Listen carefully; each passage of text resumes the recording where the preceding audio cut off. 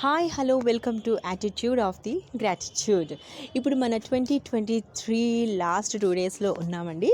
So ఈ 2023లో మనం ఏమన్నా మార్చుకోవాలి అనుకునే దానికన్నా ముందు మనం చేయాల్సినవి కొన్ని ఉంటాయి. వాటి గురించి ఇప్పుడు కాసేపు డిస్కస్ చేద్దాం. అవి ఎలా మనం మార్చుకోవాలనే దానికోసం ఈ వీడియోలో మీకు నేను చెప్తాను. మెయిన్గా ఏంటి అంటే గుర్తుపెట్టుకోండి, మన లైఫ్లో happy moments, unhappy moments, learning process moments అనేవి ఖచ్చితంగా జరుగుతూనే ఉంటాయి. మనం ఏం చేస్తామంటే హ్యాపీ మూమెంట్స్ని, లెర్నింగ్ ప్రాసెస్ మూమెంట్స్ని వదిలేసి ఎప్పుడు కూడా అన్హ్యాపీ మూమెంట్స్ ఏవైతే ఉంటాయో వాటిని ఎక్కువ గుర్తుపెట్టుకోవడానికి ట్రై చేస్తాం. బికాజ్ హ్యూమన్ సైకాలజీ అలాంటిది. లా ఆఫ్ అట్రాక్షన్లో ఎలా ఉంటుంది అని అంటే, నువ్వు ఏం మాట్లాడుతున్నావో కాదు, నువ్వు ఏం ఫీల్ అవుతున్నావు అనేది చాలా ఇంపార్టెంట్ అని ఉంటుంది.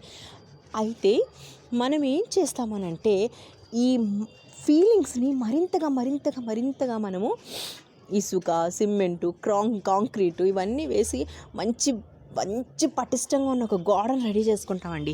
అదేంటంటే మనం కూడా బద్దలు కొట్టలేనంత స్ట్రాంగ్గా తయారు చేస్తాం. సో నేనేమంటానంటే అలా ఎప్పుడు ఉండద్దు. మనం ఎప్పటికప్పుడు మన బ్రెయిన్లో ఉన్నటువంటి థాట్స్ని క్లియర్ చేయాలి, మనల్ని మనం క్లీన్స్ చేసుకోవాలి.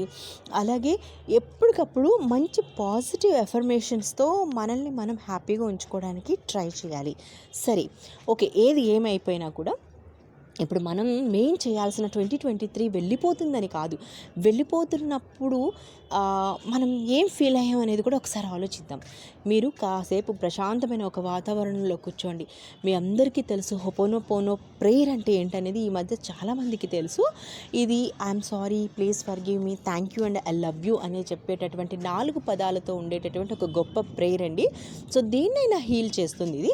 సో మీరు ఇప్పుడు ఏం చేస్తారు అని అంటే 2023లో మీకు తెలుసో తెలియకో అనుకోకుండానో ఎవరినైనా ఏ సందర్భంలోనైనా ఎలాంటి సిచ్యువేషన్లోనైనా సరే బాధ పెట్టి మీరు కనీసం సారీ కూడా చెప్పకుండా, లేదా సారీ చెప్పినా కూడా మీ బ్రెయిన్లోంచి వెళ్ళలేనటువంటి సిచ్యువేషన్స్ ఏవైతే ఉంటాయో వాటిని గుర్తు తెచ్చుకోండి. అది చిన్నది కానివ్వండి, పెద్దది కానివ్వండి. ఒక్కోసారి చూడండి, తెలియకుండా ఒక మాట అనేస్తాం, వాళ్ళు చాలా ఫీల్ అవుతారు ఎదుటి వ్యక్తి, కానీ మనకి ఈగో అడ్డొచ్చి సారీ చెప్పడానికి కూడా ఆలోచిస్తాం. ఎప్పుడైనా గుర్తుపెట్టుకోండి, స్పెషల్లీ ఫ్రెండ్స్ కానీ రిలేటివ్స్ కానీ వైఫ్ అండ్ హస్బెండ్ మధ్యలో సారీ మొదటి ఎవరు చెప్తారో వాళ్ళే చాలా గొప్ప వాళ్ళండి. ఎందుకనంటే నువ్వు సారీ చెప్పే పొజిషన్లో ఉన్నావు అంటే నీవు వాళ్ళ మీద చూపించే ప్రేమ కోసం ఒక మెట్టు దిగావని అర్థం. మెట్టు దిగడం అని అంటే మీరు వాళ్ళ దృష్టిలో ఉన్నతంగా ఇంకొక స్టెప్ ఎక్కారని అర్థం. ఎప్పుడైనా సరేనండి, నేను ఈ మధ్యకాలంలో భార్యాభర్తల విషయంలో వాటిల్లో చూస్తున్నాను కదా, ఎప్పుడైనా ఎప్పుడు ఈగోకు పోవద్దు. ఈగో వల్ల ఏం కలిసి రాదు, అర్థమవుతుందా? ఈగో వల్ల ఎప్పుడైనా కూడా మరింత దూరం పెరగడానికి, ఆ దూరంలోకి ఎప్పుడు మూడో వ్యక్తిని తీసుకురావద్దు. నేను చాలామంది విషయాల్లో చూశానండి, ఎప్పుడైనా సరే మనం విషయాల్ని వేరే వాళ్ళకి చెప్పుకునేటప్పుడు వీళ్ళు ఎంతవరకు క్యాపబుల్ మన సీక్రెట్స్ని దాయటానికి. నేనైతే పర్సనల్గా ఏం ఫీల్ అవుతానో తెలుసా అండి, సీక్రెట్ అనేది నువ్వే దాయలేనప్పుడు ఎవరో చెప్తే మనకి, లేదా ఎవరికో చెప్తే అది దాయాలని కోరుకోవడం ఎంతవరకు కరెక్ట్ అండి? సీక్రెట్ అంటే ఏంటి? మన విషయం మనలోనే దాగి ఉండడం సీక్రెట్ నా దృష్టిలో. నువ్వు ఇంకెవరికో చెప్పి ఆ తర్వాత నేను నీకు చెప్పాను, నువ్వు వాళ్ళకి చెప్పేశావా, నీకు నేను ముందే చెప్పాను కదా నీకు చెప్పొద్దని, నీ వల్ల ఈరోజు ఇలా అయిందని వాళ్ళని నిందించకండి. ఎందుకనంటే అసలు మీ సీక్రెట్ మీరే దాచుకోలేనప్పుడు ఫస్ట్ తప్పు చేసిందే మీరు. ఓకే, ఇలాంటివి కొన్ని ఉంటాయి. ఎట్ ది సేమ్ టైం మనకు తెలియకుండానే కోపంలోనో, ఇప్పుడు లేడీస్ ఉన్నారనుకోండి, మూడ్ స్వింగ్స్ అట్లా ఉన్నప్పుడు తెలియకుండానే కసురుకుంటాం, తిడతాం, హర్ట్ అవుతారు వాళ్ళు. లేదంటే జెంట్స్ ఉన్నారనుకో, ఆఫీస్ టెన్షన్స్లో వాళ్ళు ఏదో అనుకోకుండా అనేస్తారు. అలాగే పెద్దవాళ్ళు ఉన్నారనుకోండి, వాళ్ళ ఏజ్ ప్రకారం వాళ్ళకన్నీ కొన్ని పద్ధతులు ఉంటాయి, మనకంటూ కొన్ని పద్ధతులు ఉంటాయి. అలా కాకుండా వాళ్ళు ఏదో అంటారు. సో వాటన్నిటినీ వదిలేయండి, గుర్తు తెచ్చుకోండి, ఒక్కొక్క పాయింట్ని గుర్తు తెచ్చుకోండి. ఫస్ట్ మీకు బాగా బాధ అనిపించిన దాన్ని గుర్తు తెచ్చుకోండి. ఆ రోజు నేను ఆ జాబ్ కనుక వదులుకోకుండా ఉంటే ఈరోజు నా లైఫ్ బాగుండేది అని ప్రతి నిమిషం నేను ఫీల్ అవుతున్నటువంటి ఈ ఫీలింగ్ని ఈరోజు నేను వదిలేస్తున్నాను. సో నేను ఆ రోజు రాలేదన్న ఫీలింగ్తో వచ్చి ఇంటి దగ్గర ఎవరెవరిని హర్ట్ చేశాను అంటే మాట్లాడే పద్ధతి, నేను బ్యాగ్ విసిరేసాను, లేకపోతే అనుకోకుండా మా అబ్బాయిని తిట్టాను, లేకపోతే మా వారిని కసురుకున్నాను, ఇలాంటివి ఏవైతే ఉంటాయో వాటన్నిటికీ కూడా I'm sorry, please forgive me, thank you, I love you my dear అని ఇలా చెప్పుకోండి. ఓకే, ఇలా ప్రతి దానికి హోపోనోపోనో చేసి క్లియర్ చేసుకోండి. ఇప్పుడు ఇంకా నెక్స్ట్ రెండో స్టెప్ ఏంటంటే, మీ లైఫ్లో కొంతమందికి చూడండి ఎంత స్ట్రాంగ్గా వాళ్ళు ఇప్పుడు ఎక్కడైనా అనుకోకుండా ఒక మాట జరిగిందండి, ఒక ఫ్యామిలీ మధ్యలోనే జరిగింది, ఏదో దేనో విషయంలోని. అప్పుడు ఏమవుతుంది తెలుసా, వాళ్ళని మీరు మాట్లాంటారు, మీరు వాళ్ళని మాట్లాడనేస్తారు. కాకపోతే ఈ ఇద్దరిలో ఒకళ్ళు పూర్తిగా మర్చిపోయి హ్యాపీగా వాళ్ళ లైఫ్ని వాళ్ళు లీడ్ చేస్తారు. ఫర్ ఎగ్జాంపుల్ చూసుకుందాం, లవ్ చేసుకున్నారని అనుకుందాం.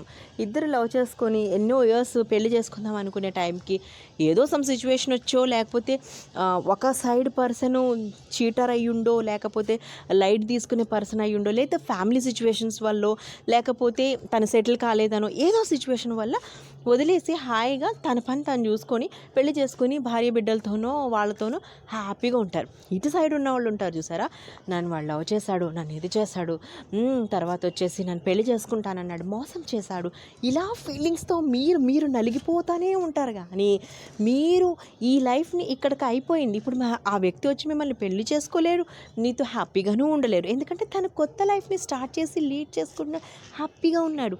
కానీ మీరే ఇక్కడ ఇలా అయిపోతూ ఉంటారు. సో దీనివల్ల ఏంటి, మీరు బ్యాగేజ్ను మోస్తున్నారు కానీ వాళ్ళకి అక్కడ ఏమీ లేదు. సో దీని అర్థం ఏంటంటే, అలాంటి సిచ్యువేషన్స్ అసలు మనం గుర్తుపెట్టుకోవడం కూడా నిజంగా మనం చేస్తున్నటువంటి పెద్ద తప్పు.